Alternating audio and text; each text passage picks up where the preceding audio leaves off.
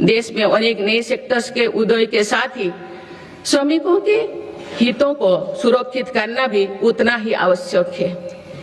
नई श्रमिक कानून लागू करने के पीछे भी ये उद्देश्य है। लंबे समय से देश के श्रम शक्ति दर्जनों कानूनों में उलझे हुए थे।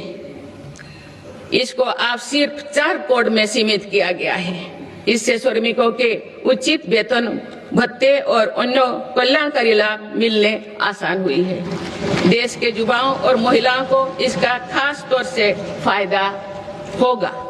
मैं सुशीला खत्री उत्तराखंड से, राष्ट्रीय अध्यक्षा all India anganwadi employees federation से।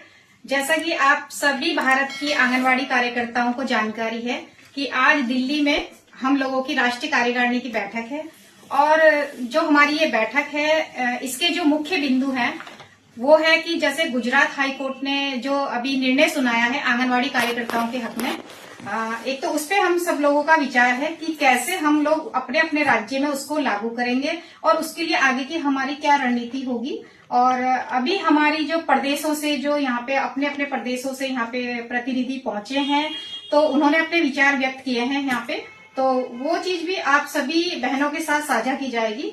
और साथ ही जो ये है कि इस जो FRS का मुद्दा है पूरे भारत में जो हमारी आंगनवाड़ी कार्यकर्ता है इससे परेशान है, तो उसको लेकर, क्योंकि ये भारत सरकार की योजना है, भारत सरकार ने इसको लागू किया है, राज्य सरकारों ने इसको लागू नहीं किया है, तो इसको लेकर भी यहाँ पे राष्ट्रीय कार्यकारिणी की बैठक में चर्चा की गई है और इसके लिए एक आंदोलन की रूपरेखा यहाँ पे तैयार की जा रही है।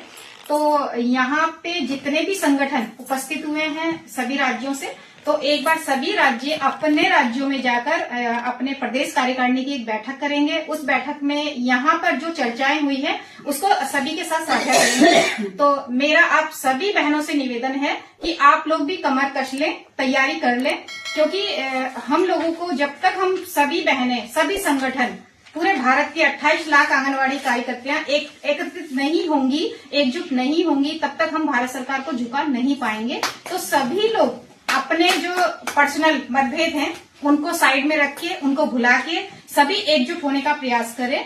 तो आज से हम संकल्प लें कि जो हमारा नव वर्ष 2026 आने वाला है, हम सभी आंगनवाड़ी बहनों को एक होना है। तो जैसा कि मैं उत्तराखंड से आई हूँ, चारों धाम उत्तराखंड में है और माता गंगा का उद्गम स्थल भी हमारे उत्तराखंड से है। तो मैं आज यहाँ पूरे भारत की बहनों से आह्वान करती हूँ कि अगली 2026 की जो हमारी लड़ाई है भारत सरकार से है, गुजरात हाई कोर्ट के मुद्दे पे है और यहाँ से एक रणनीति तय हो चुकी है और हम लोगों ने एक जो है शंखनाद दिल्ली में यहाँ कर दिया है और सभी भारत की बहनों को अपने राज्य में अब बैठक करनी है। इसमें आप ये ना सोचे कि मैं इस संगठन से हूँ, फला संगठन से हूँ। आप संगठनों की लड़ाई को आपको छोड़ना होगा और अपने हक की लड़ाई के लिए आप सभी को आगे आना होगा। और सभी संगठन अलग अलग राज्यों से मैं निवेदन करती हूँ, आप चाहे किसी भी संगठन के हों, अपने वकील से बात कीजिए, अपने वकील को नियुक्त कीजिए। हाई कोर्ट का जो गुजरात हाई कोर्ट का जो निर्णय है, अगर उसमें आप लोगों को हमारी कोई मदद की आवश्यकता है तो उसके लिए हम आपकी पूरी मदद करेंगे और सभी संगठन, सभी राज्य सुप्रीम कोर्ट में उसके लिए याचिका दायर करेंगे।